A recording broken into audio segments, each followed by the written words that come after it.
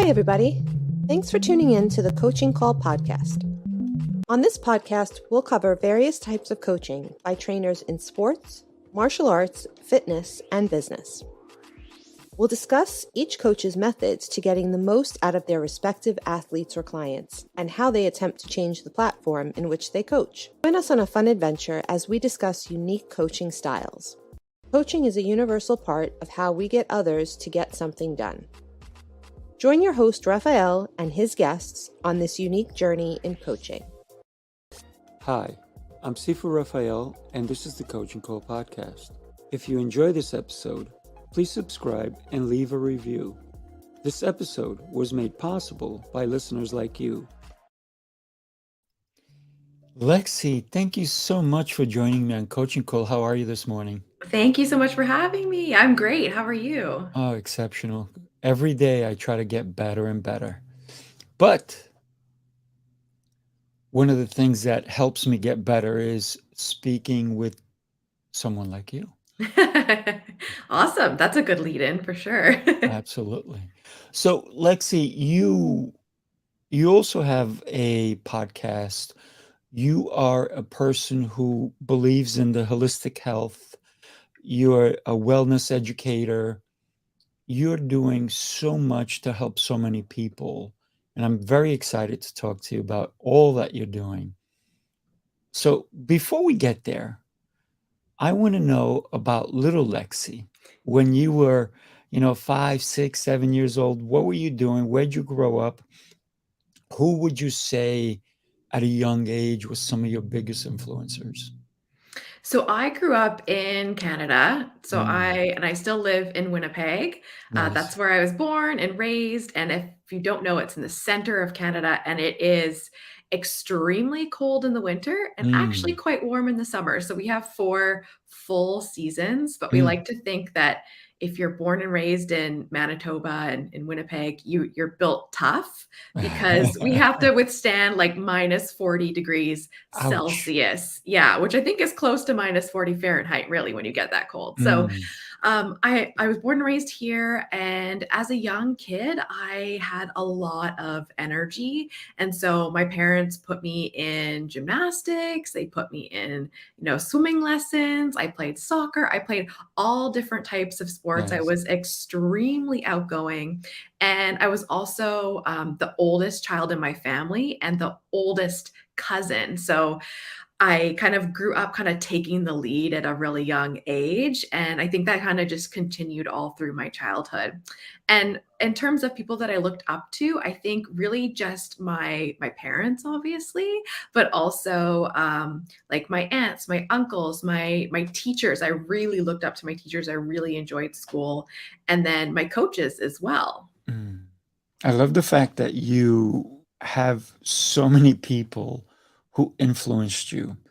And when you finished, you said my coaches as well, because a lot of people don't give credit to coaches because a lot of times they're thinking, oh, yeah, they were just my soccer coach, or they were my baseball coach, or gymnastics coach, or dance coach. But we spend so much time with coaches that they're influencing whether it's our body mechanics or our mind, right? Mhm. And also just our confidence, I think, especially Mm. for young women and young women in sport. And I mean, I'm sure we'll get there, but as I grew up and got into that awkward preteen Yes. age, right? And my body's changing and I'm awkward and the hormones and, being in sport and having these amazing coaches, both male and female, who really held space for me during that time, I think was a huge part of why I'm a coach today as well. Mm. Yeah, definitely. Who would you say, and you said you had so many great teachers, um, is there one that stands out for you? I was thinking about this question so hard this morning because I knew that you were going to ask me this. Um, I I really don't think I've ever been the kind of person who's had one really strong mentor or Mm, one really strong idol that I've looked up to. I think I've always kind of sampled from different mm, people and learned from different people over the years. And I think I've looked at my coaches and my school teachers, or even, as I developed my business, like taking courses or continuing education, I looked at all of these people as really great teachers and guides more Mm, so than mentors. So there's not really one that stood out the most, but I do know, like through junior high and high school, as I was kind of developing and really realizing like what coaching is, mm. I played a lot of basketball, and there were definitely some coaches who I think later on I came back and coached the same teams that I played for because of those Wow. coaches in my experience. So That's pretty cool. The yeah. same team you played for. I recall there was a couple of coaches I had. One was in junior high, not a coach, but a teacher, and it was Mr. Kelly, and he was my English teacher. And being that I don't really speak English even now, yeah, I feel like he really made an impression on me because he always dressed well. Mm, His lessons were always exciting, you know. And for me, as a foreign speaker, it it really resonated where like I want to be like him. I want to dress well and I want to speak well. But it all comes down to, I guess, in life, one of the things that everybody says is your inner circle, right? So who are the five people? If you had to take a rocket, the Earth is done. We have to leave. You can't take your parents. You can't take a loved one. You can only take five people who you know. Who do you have in mind? oh You my can gosh, just one or two, that's but yeah, that's if such a you had, hard. let's go to Mars, right? Musk is trying to get us to go to Mars so we can have a new, I guess, society. But if we had to take five people, only five, couldn't be Yeah, a loved one. That's tough, that isn't it? that is so tough. And I think honestly, You don't have to mention names. I don't want to put yeah, anybody in yeah, trouble. and I think and even how I'm thinking this through is that, um, I think it would be like an interview process. Like, I don't think I would Mm, just pick people. right, I right, think I would have a gut feeling about, okay, maybe this group of people. right, And right. then I think logically, I'd want to put together a group of people who have different strengths and different weaknesses so that we'd be able to survive. So, I'd Yeah. want someone who is, maybe really strong in science because they know what the heck is going on, and somebody who's Yes. really great at communicating, right? Like maybe they Mm, have a background in psychology or psychiatry, or like so that they'd be able to have us communicate. So that's kind of where my brain is going. I'd have to pick people in my inner circle that obviously I trust with my life, but also that have all these different strengths and we can balance each other's weaknesses so that we'd be able to survive. yeah. So it's survival, isn't it? Mhm. So you're thinking, if I have to get in a rocket and I actually have to survive, who are the best candidates so that not only I can survive, but maybe we can colonize, if you will, right? Yeah, exactly. So, but we should be doing that now. Mhm. We We should should do be. that. Yeah. We should be doing that every day. Who do we want influencing us, helping us get to our next level? Because I believe personally that life has stages, and the stage you're going in now, right now, is going to be different than the one you'll be in 10 years from now. Oh, I think So, like 3 years from now, really. yes, but even 20 years from now. So this is where we actually, at some point in our lives, we have to say, who do I want? Who do I desire? Okay, so maybe we do have loved ones, right? Maybe we build a bigger rocket and we can take a few loved ones. But who are the people that are going to help me in my journey, right? But it can't be a one way. I have to help them as well, Mhm. right? That gives you a different perspective, doesn't it? Totally. I think that's the only way to really be able to do life, right? And Mm, these different stages is yeah. surrounding yourself with those people who are going to be able to see your weaknesses, call you out for it, right? Hmm. But also be there to help you through those weaknesses. So maybe they aren't as weak as you think in the end. You become a little bit stronger. And then Yeah. also, like exactly like you said, you can kind of give that in return to those people in your inner circle. Yeah.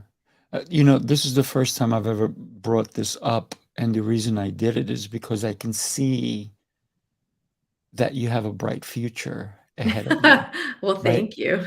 So, because of what you're doing, because you're going into the holistic health and as a wellness educator, which I 1000% support, because if we think future, if we think tomorrow, what do we want it to look like? This is why I brought this subject up of if we have to take someone on a rocket, right, and go to the next level or go to the next station in life, right, if you will. So that's why I brought that up.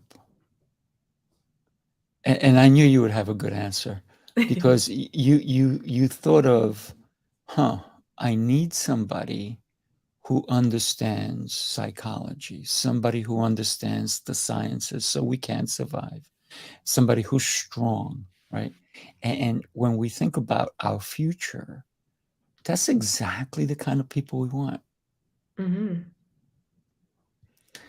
So, as a young lady, you played all these different sports. You went back to coaching the same team you were on. That had to be a moment in time where you like maybe you didn't realize it, and then one day you're like, holy cow, wait a minute. It hit you. Do you remember that time? Yeah, and I think, it's so interesting because it just kind of happened, right? It was one of Mm, those things that in the moment, I was just excited for that opportunity to go and give back, and it wasn't until later on that I realized that, wow, that was really the start of mm. my career as a coach. Little did I know that that's what I would end up doing for the rest of my career. But yeah, that was the start of really, like, developing coaching skills. Mm. How young were you when you realized that this is, and you don't have to say age, but like in your 20s, your 30s, maybe you're still in your 20s. It looks like you're in your 20s. So, but was it, and you said it kind of just happened, but I don't think things just happen. I think there was a calling, right? Whether it was through someone else seeking you out or the actions that you took to make it happen. So, how did it happen? Yeah, so, my coaches who used to coach me were all teachers, so they were kind of retiring and passing the torch to other teachers, and Mm, they kind of, like, slipped my name and another person that I grew up playing basketball with, and we grew up in that area and my parents still lived in that area where this school was. So when I was in high school, they asked me to come back and coach like the grade 8, grade 9. So that kind of mm, formative years before you're really entering high school. So I did that in my grade 11 and 12 years, kind of nice. as like going into it thinking like, oh, this will be great kind of experience, community service. I love basketball. Mm, I love teaching and, sharing with other people. And I really, really enjoyed it. But at the time, I don't think I thought of it as like, oh, this is my calling or like, I'm going to coach forever. mm, But in high school, I continued to play basketball and I actually got injured. I injured my knee pretty mm, badly. And I had to take an entire year off. I had to go through the rehab process. I had to like completely change my identity of who I was as an athlete and really kind of at a young age figure out who I was outside of sports, which was really difficult. I don't think I figured it out. It was Mm. really difficult. But in that process, I learned a lot about that there's this whole career in rehabilitation, in sports medicine, and you didn't have to necessarily be a doctor or a nurse, Right. Yeah, right? exactly. Yeah, Right. Yeah. you could also be in the rehabilitation side and learn about sports medicine or learn about how to move your body, how to heal your body. And Mm. that's what I ended up going into university for and becoming an athletic therapist, which is very similar to a physical therapist in the US, or a physiotherapist. They all have Mhm. slightly different scopes of practice, but for the listener, that's the easiest to think about. So that's what I ended up going to do in university, and I did feel really called to do that. I didn't want people to have the bad experiences that I had in high school. I wanted to make, that recovery process even smoother for them.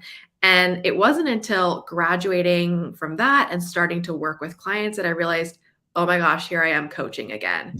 Like I thought, oh, okay, I'll be working with these clients, these patients, I'll be teaching them, and I didn't realize that I would actually have to be coaching them through that rehab process as Mm. well.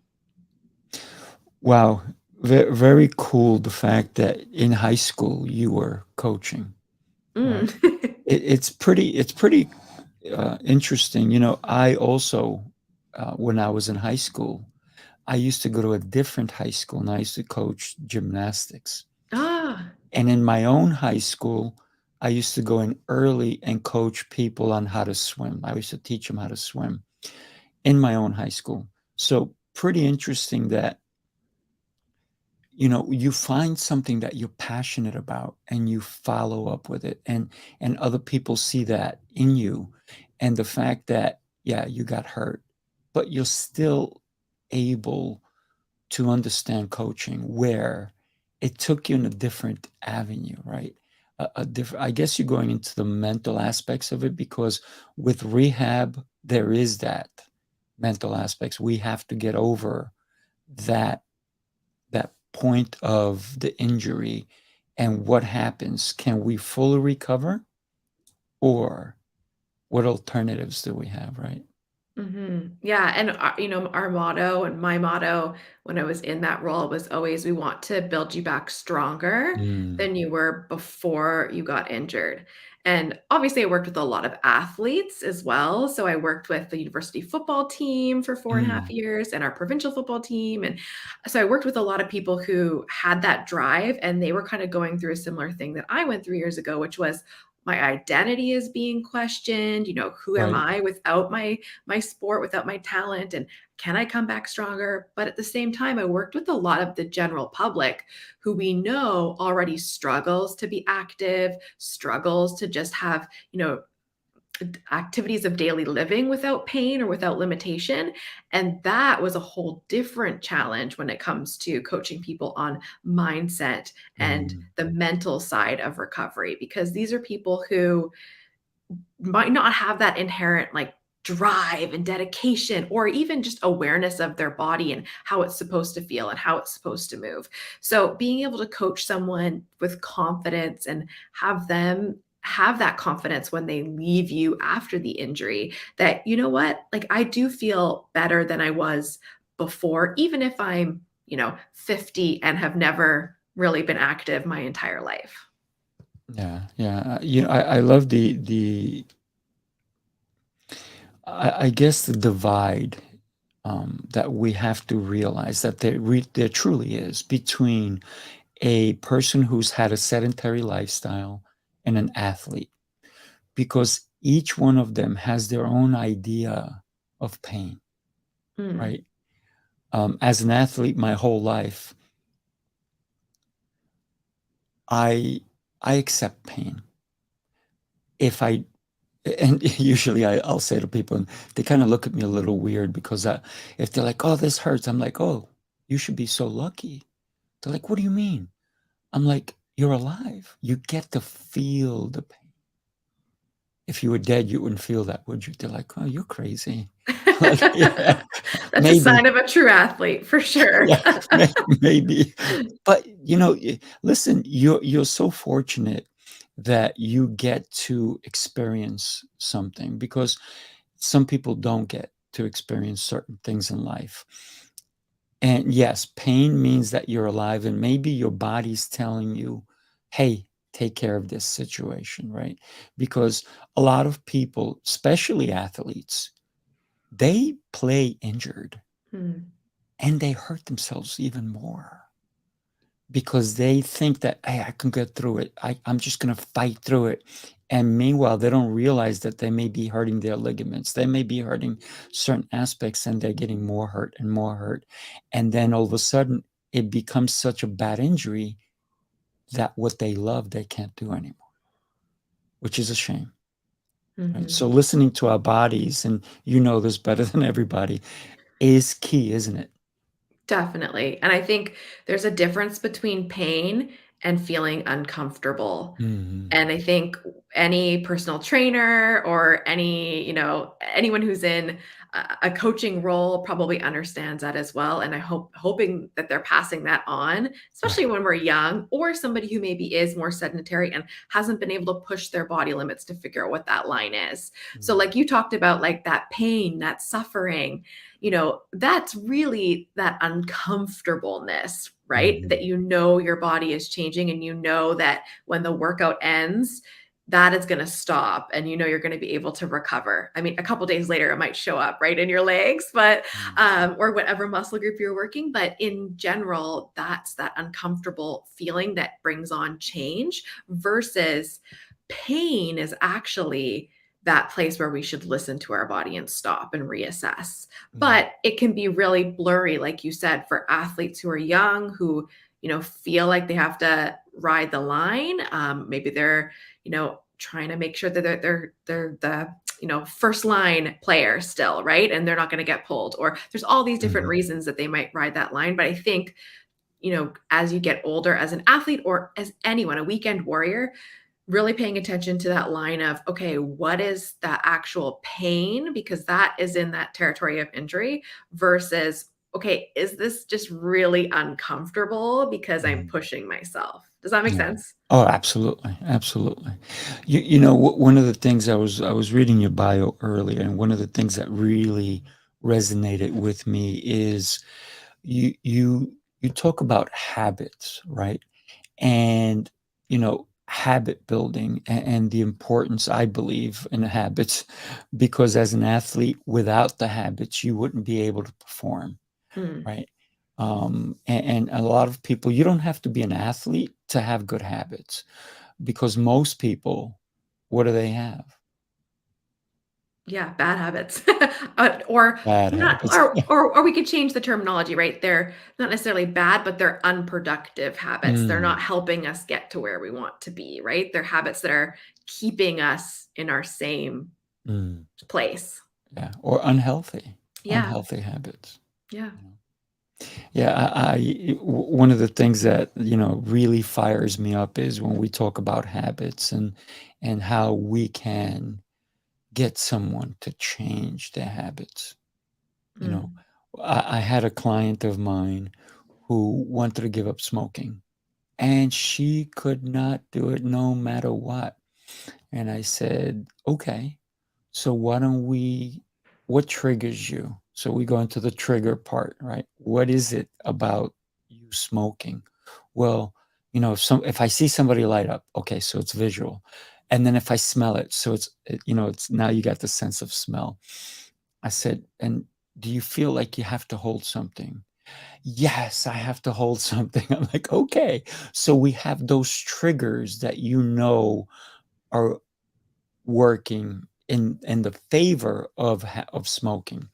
I said, what if we added another habit to your cigarettes? She goes, you want to add another habit? I said, yeah. I said, I want you to take a scissor and cut a quarter of the cigarette off. Mm. She goes, oh, so I only smoked three-quarters of the cigarette. I said, yes. I said, but make it a habit. Don't do it just for one day. Do it every time with your pack of cigarettes. Have a little, like one of those little baby scissors. Just put it with your pack. And every time you take out a cigarette, cut a quarter. And she goes, oh, I like that idea. I said, okay, but here's the thing. It won't work. She goes, why wouldn't it work? You just told me how. I said, unless you're committed Mm. to doing it. Once you commit, then you'll do it. And so slowly, she didn't do it right away. But eventually I kept saying to her, how's that going? Ah, but when we can accept it in our mind, then that habit can change. So I added a habit to her. And eventually when she got on it, and I said, okay, how's the habit? I think we were like on day 48. And then I said to her, okay, can we change the habit? She goes, which habit? So she thought I was going to tell her to stop smoking. I said, no, cut a little bit more off the cigarette. And she goes, I can cut a little bit more. I said, okay. I didn't tell her how much. I just said, cut a little bit more. So, eventually it took her almost 7 months before she goes, I'm not even smoking every day. Mm. I said, yeah, but we want to continue it until you actually are not smoking at all. Right. So we're at that stage now where she's not smoking every day, but she went from smoking a full pack every day. Right. Think about 7 packs a week, 365 packs a year. What are you doing to yourself? Right. When she's no longer doing that. So for me, habits, my God, I could talk all day on habits. So Yeah. you love building habits. You love helping people with that. Tell me about that. So what I do nowadays is I've now, had my background in athletic therapy. I went into personal training. From there, I went Mm, into nutrition. mm, And this really became that holistic view of helping people. nice. And so now when it comes to habit changes, I think I take that exact same approach.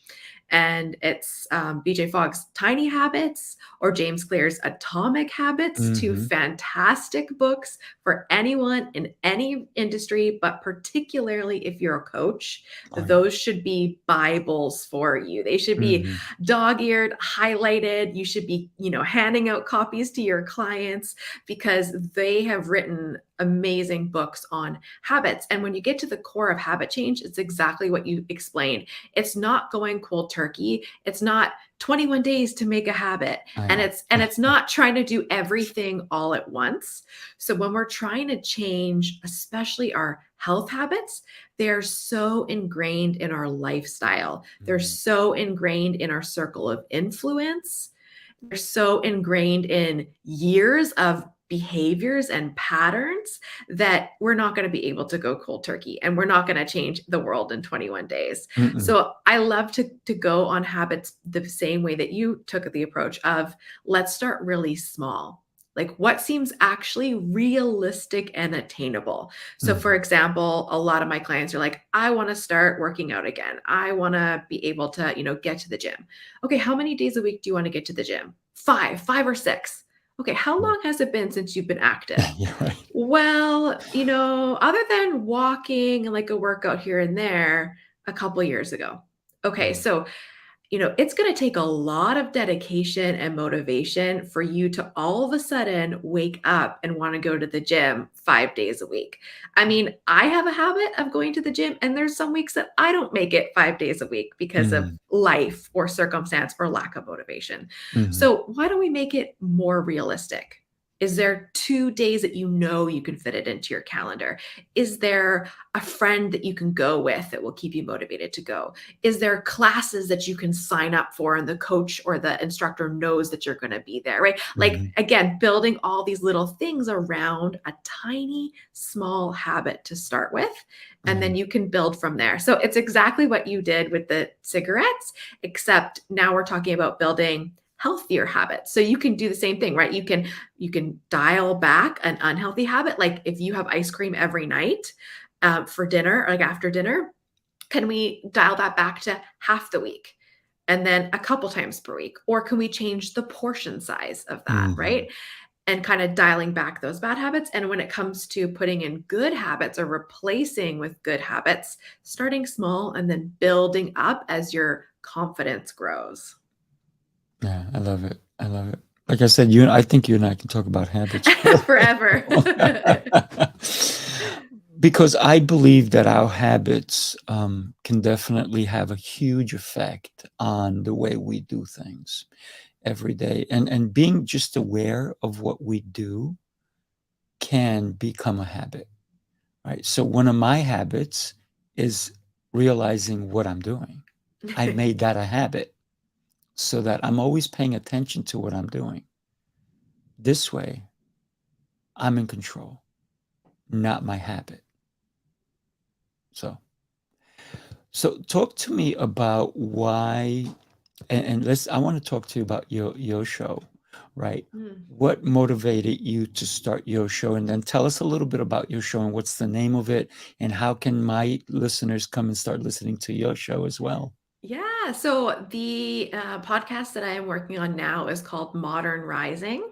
Mm, And it has come from years of working with women in all different aspects, whether that be their coworkers of mine, right, and fellow coaches, through business coaching and just listening to people's challenges and struggles that they had building their own wellness businesses. And it's been from thousands and thousands of clients that I've worked with over the years who happen to be majority female and women.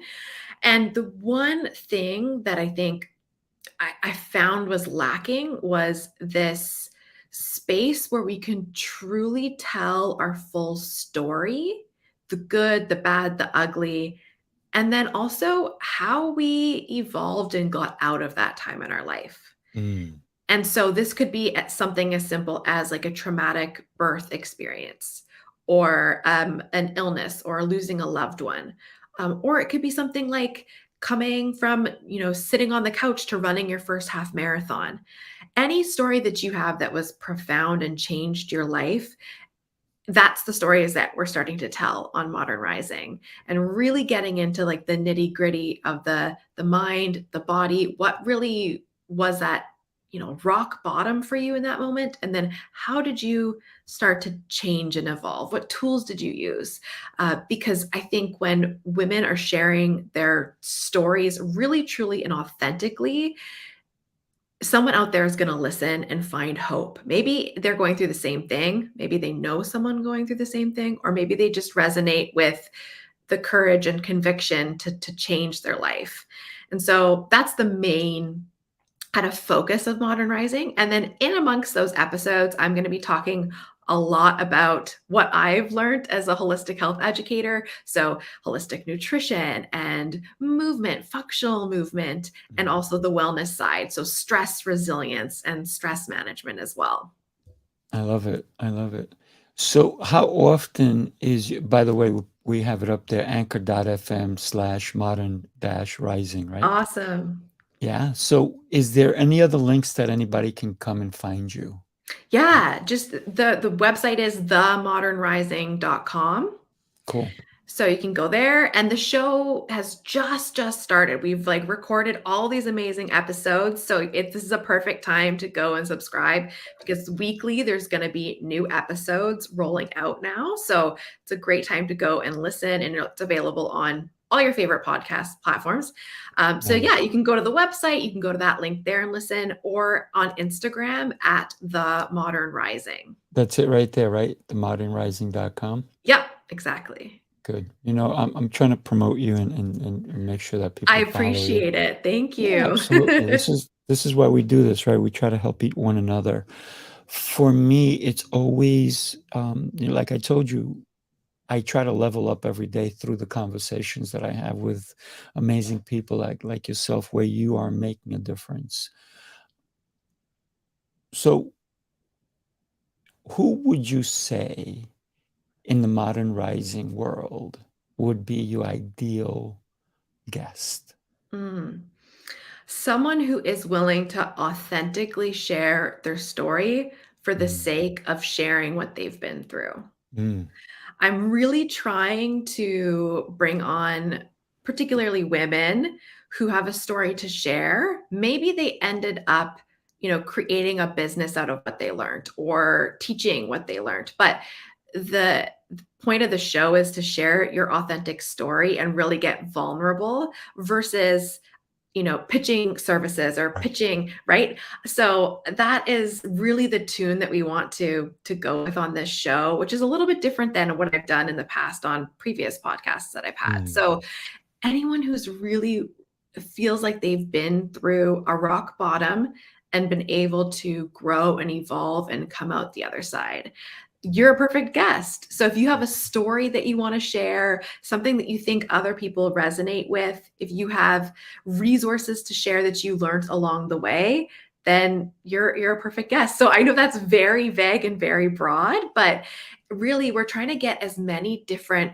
colors and flavors and tastes of stories so that we can really highlight these female voices for women who have been through something and made it out the other side.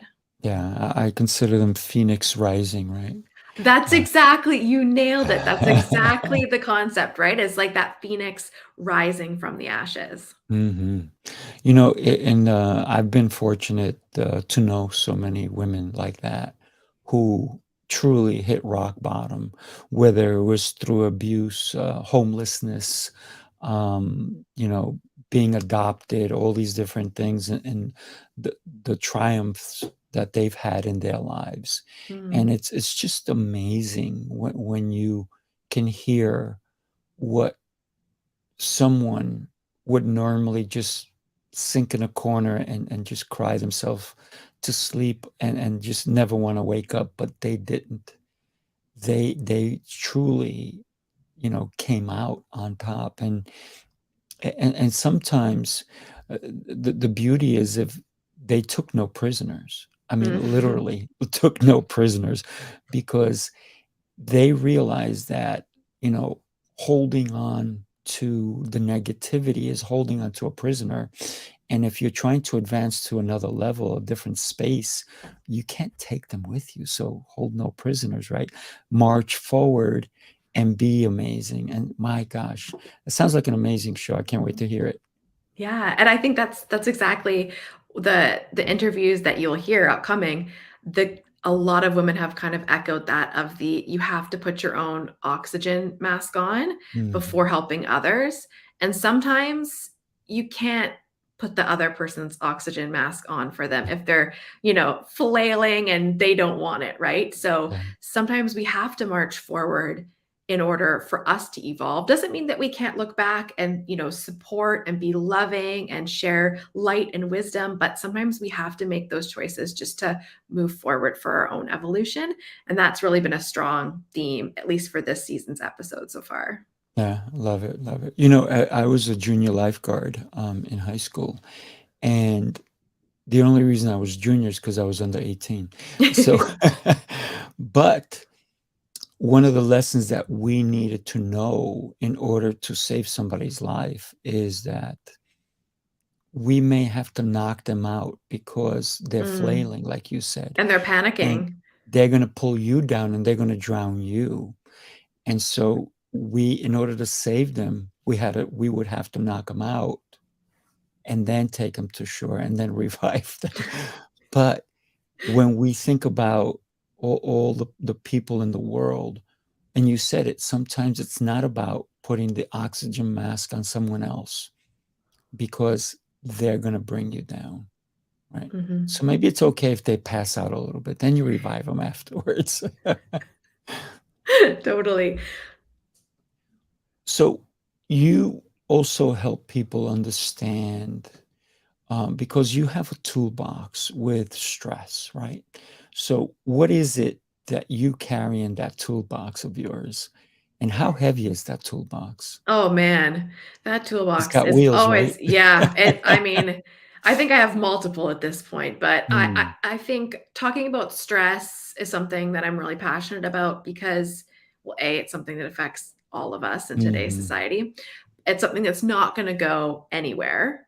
We're always gonna deal with it, and it's not mhm, always a bad thing, right? To bring it back to the very beginning of the show when we talked about athletes and pushing mhm, yourself, and that's a type of stress that makes you stronger. So I think stress kind of gets a bad rap sometimes when we feel like we're always stuck in this stress cycle. Like we Mm, cannot break out of it, right? We have periods that let up and then we're like right back in it. And our body is sending us cues and signals that we're stressed, but we might be misreading them or ignoring them, or we just don't really know what else to do about them. And when you Google like how to be less stressed or stress management, we often get things like eat healthy, move more, mm, sleep, and get rid of the stressors.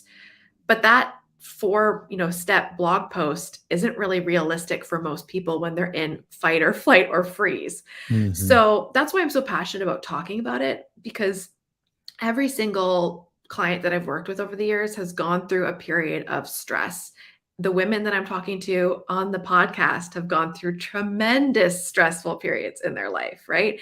So, in this toolbox, I wouldn't say it's like, oh, you have to have this and that. mm, I think it's more about starting to explore holistically how you can build a toolbox so that when you are stressed, you have the tools you need, versus what we do is often the other way around. Is mm. we get so stressed, we get burnt out, we get stuck in this like stress cycle, and then we start to look for the tools. It's really hard to figure out what you need when your body's in that place of burnout. Does that make sense? Oh, tons of sense, tons of sense.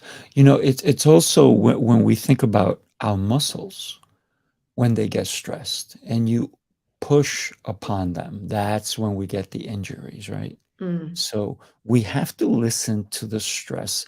A stress can be an indicator of, hey, take care of this. Don't let it continue because it does build up, right? And any stressful situation will explode if we don't handle it, right? Or implode. Depends on the situation, right?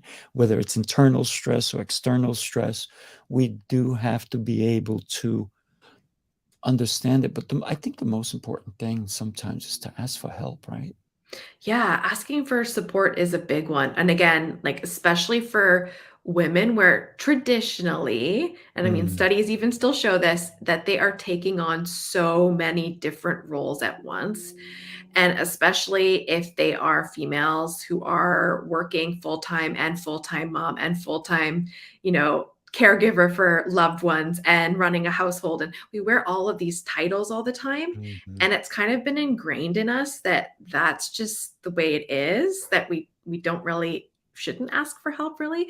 And I think we need to start changing that conversation for sure. Is that, when we're feeling that stress, when we're feeling our mental health start to shift, that's when it's time to reach out and get support. But a lot of times you don't even really know what support you need mm, or who to go to for support, because they might be just as stressed out, or it might be someone who just doesn't understand, right? And mhm, they might want to help, but they don't know how to help. So I think asking for help is a big thing, being ready to ask for support, but also kind of spending some time thinking about what kind of support do I need in this mm. moment as well. Yeah. And who can I talk to, right? Sometimes a family member may be the right person or the wrong person, right? Yeah. One of the things I teach kids, and the other day I was teaching them a lesson and I had a magic word for them. And I said, you guys, you can't do it alone. You have to ask for help. But I said, there's a magic word. And they're like, what's the magic word? I said, please. I said, you have people genuinely help you when you ask nicely. But when you demand the help, because you're young, you may get it, but they may not do it kindly. Hmm. I said, but you want people to help you because they want to help you. They're like, oh, I get it now. So if I say please, or can I, or will you help me in a nice way, they'll help me more. I said, yes. But it's interesting when we can talk that way to a child, but an adult really needs to hear the same conversation, right? Yeah, and I think honestly, for a lot of the people that I work with, we need to talk that way to ourselves Mm, first, mhm, because we're so negative on ourselves when we're in these situations where we probably need support and we need help, or we're feeling overwhelmed or stressed out. And our negative self talk is like, we're not good enough. Like, what's wrong with me? Why do I still feel this way? Why haven't Mm, I figured out a solution yet? Like, and we start to compare to other people of, oh, well, so and so is able to do X, Y, and Z. Why can't I keep up with them? And it becomes this loop so that maybe if we do mm. reach out for help, as you said, it's not really coming out in a nice way. It might be like barking orders at our partner, for example, right? But I think that's totally a great point to think about, is going back to what kind of help do you need, and then being able to communicate that and have a conversation Mm, around that where you're nicely asking for help, but it's also kind of like you're asking for a very specific thing as well. mm. um, Definitely. I think that's really important. Oh, yeah, absolutely. So, what are you doing currently besides the coaching? You created an online business. Mhm. So you're definitely an entrepreneur. Why did you decide that you needed to create this online business as well? I think because I just felt called to continue sharing what I've Mm, learned with other people. nice. So Mm, I think like most coaches, even though we know that there's such a role for coaches, especially in the holistic health and wellness world now, mhm, there's not a lot of opportunity to do that in a traditional 9 to 5 corporate kind of business role, unless maybe you're working for like a gym franchise mm, or like a health food store. So I think a lot of coaches naturally become entrepreneurs because they want to coach, they want to help people. They also want to do things their way, right? They've learned maybe some mm, things and they want to be able to do things in a way that makes sense for them as a coach. So I think just naturally, a lot of coaches are entrepreneurs. mhm. Yeah, they are. Well, you have to be nowadays, right? Especially, one of the things that we take for granted because it seems like it's been here forever, but it really hasn't. And that's the internet, right? Yeah. But when I think about it, I'm like, oh my gosh. And then I go, wait a minute. We didn't have this. It's relatively new, Yeah. but we've I guess habitually become accustomed to it. That it's so ingrained already that it's like so easy to do these things. But we have to really give credit to those people who did the crazy things. I remember in high school, um, everybody was like, I just came out of computer class and they had these cards with punch cards with them, the little things. I'm like, what is that? And they're like, oh, that's my computer program. I'm like, what? I had no idea. Then you have floppy disks and you have all these. So technology is building, building, building, but we sometimes take it for granted. So it's creating this communication where we can actually. I love the technology now that you and I can see each other, right? Hmm. You're in Canada, I'm in the US, and it feels like we're sitting in the living room together, right? Doesn't it? Yeah. Yeah. It's amazing.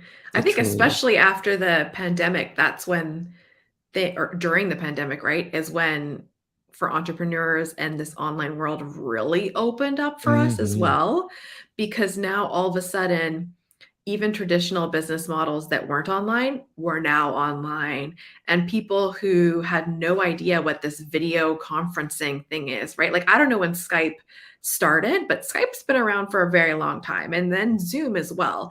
But now all of a sudden, like, my grandparents know what Zoom is and how to use it, right? So I think really like one of the best things to come out of the horribleness of the last few years is that now for coaches, for entrepreneurs, for people who want to run a business online, is that the world really has caught up. Like the consumer and the client has caught up with that as well.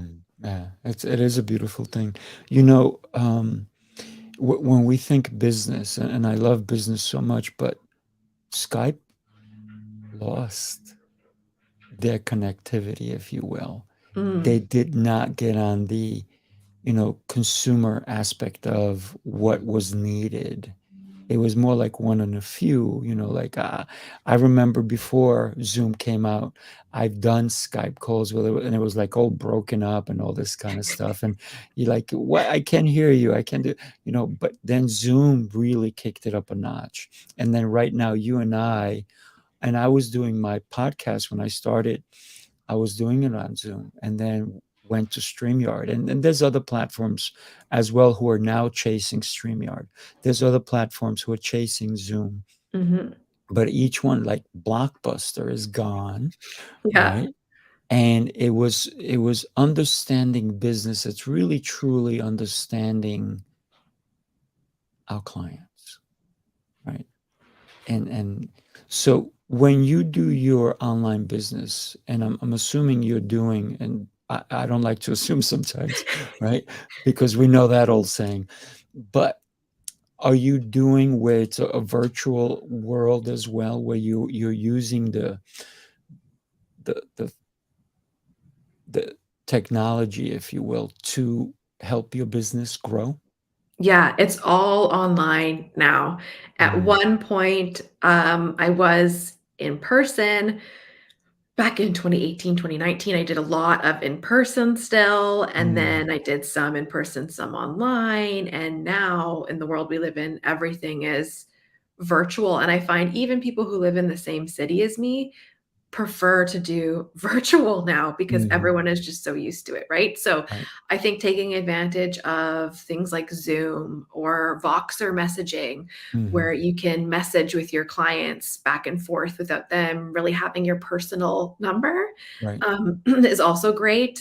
There's online platforms I've used in the past. So things like Teachable or Thinkific for Mhm, online content. And yeah, today's technology, there's usually a solution for what you need as an entrepreneur. It might not have everything that you need, but it's going to be pretty darn close and usually a quite affordable price for you and your clients to interact online. So, mm. yeah, everything I do right now is online. Love it, love it. Well, I'm loving the technology so much, but a lot of times we have to go buy this program, buy that program, this program, this program. As coach, we all have to get all these 20 different programs to be able to help our clients. And the more I look at it, the more I go, there's got to be a better way. And guess who's building that better way? This guy Who? right here. Amazing. I have a team right now of programmers, and we're working on putting all these different aspects into one. Into one platform. That's So you don't amazing. have to pay hundreds of dollars. You just pay one, simple Yeah, price, and you don't have to go to 20 different things, right? So that's what we're working on right now. it's But definitely a lot of needed. fun. It's definitely challenging. It's very, not only is it going to be comprehensive, but the network involved in it, just doing the wireframing, The meaning, technology side, right? yeah, Yeah, I it's can it's only just crazy. Oh imagine. yeah, yeah. So thank God I've teamed up with some brilliant people, because I wouldn't be able to do it. But I have the ideas in my head, and I just have to let them know what it is, and they're like, I like that, I like this, I like that. And Yeah, so that's how we're building things. awesome. The other thing, I definitely want to invite you, and I know we're wrapping it up. I have an event coming up in New York, and it's going to be July 13th through the 16th. And I want everybody to just go ahead and block your calendars. Block your calendar, because it's going to be an event for not only coaches. I have authors, I have people coming from all over the world, from Australia, from South Africa, Argentina, Singapore, obviously New York. I have a bunch of coaches out here. But we're all coming together as a business venture to not only have all these amazing coaches, but to have all these different people with technology and business who will come and share their knowledge. And it's a great way to rub elbows with amazing people. But as a coach myself, I also have coaches. So, hey, maybe I'll pick up a new coach, right? Or I'll pick somebody's brain, and maybe it's time for me to level up and go to that next level. And the only way I can do that is through another coach, a coach who, yeah, if you want to really, why is Starbucks so popular? Why is Mercedes popular? Why are now high-end cars popular? Because you want that higher level. You want something more, right? Can you make coffee at home? Of course you can. Can it save you money? Absolutely. But why is there Starbucks almost in every corner in New York City? Because people want that luxury, right? So could you have the luxury of talking to someone who's amazing, who's done it? Listen, I don't want to talk to somebody who can just tell me how to shoot a basketball. I want to talk to somebody who's not only shot a basketball, but maybe had some great coaching or is a coach. Now, do I want to maybe shoot hoops with LeBron or Michael Jordan or someone like that? Or do I just want to shoot baskets with my neighbor? It all depends, because my neighbor could be great. Yeah. But what's the opportunity? Would I want to pay extra just to shoot hoops with Michael Jordan? I would. Wouldn't you? Totally. Yeah. Yeah. Yeah. So that's why we're doing this event in New York, to bring amazing people to come and just, do the things that we want to do because they've already done it. So I'd love to have you there. I think that every coach listening and everybody, we're calling it Heroes Rising Apex. So we're taking every hero to the top. And then what winds up happening is a lot of people don't realize they're heroes. But I call them heroes in waiting, because there's an opportunity for you to shine, to throw on that cape. So I'd love to have you there. Awesome. Well, thank you for the invite. Yeah, yeah. I'll send you some more information for sure. And yeah, I have a couple of friends from Canada who are coming too. So maybe you guys can all just get a jet together. It'll be fun, right? What would you say is, before we head off, what is some advice that you can give somebody who is interested in either hiring a coach or becoming a coach? If you're interested in hiring a coach, I would say really get clear on what you want to be willing to do and commit Mm, to. mhm. Because coaches have different styles and they could be getting you the same results, but the journey to get there is really what you're signing up for.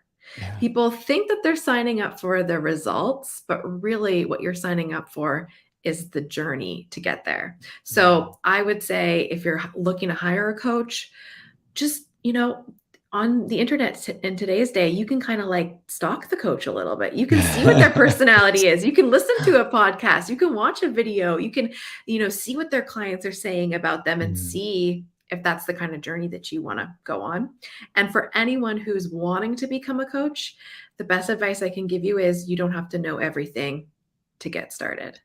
mm-mm, not at all. You are going to evolve, you're going to change your mind, you're going to change as you learn from clients, and so just get started and you're going to evolve along the way.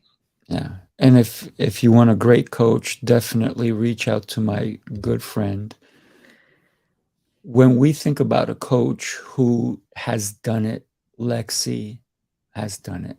She knows what it takes, but you have to find out, right? I would go to modernrising.com, look her up, stalk her a little bit, find Come out hang who out on she is, Instagram. find out who she is, and then reach out to her. And then, of course, I know that if she is willing to help you, she will. If she can't, she'll refer you to somebody else, because that's what a good coach does, right? Lex? Lexi? 100%. And actually, that's what I'm building on the Modern Rising as well as these interviews come out and as people Mm, share these tools is exactly that, a network of other people who are going to be able to help you. So beautiful. definitely, Love definitely. it. Love it. Well, thank you so much. It was a pleasure, and I'm so glad we're connected. Yes, thank you so much. This was great. All right. Thank you. Have an amazing and exceptional day. Thank you. All right. Bye bye.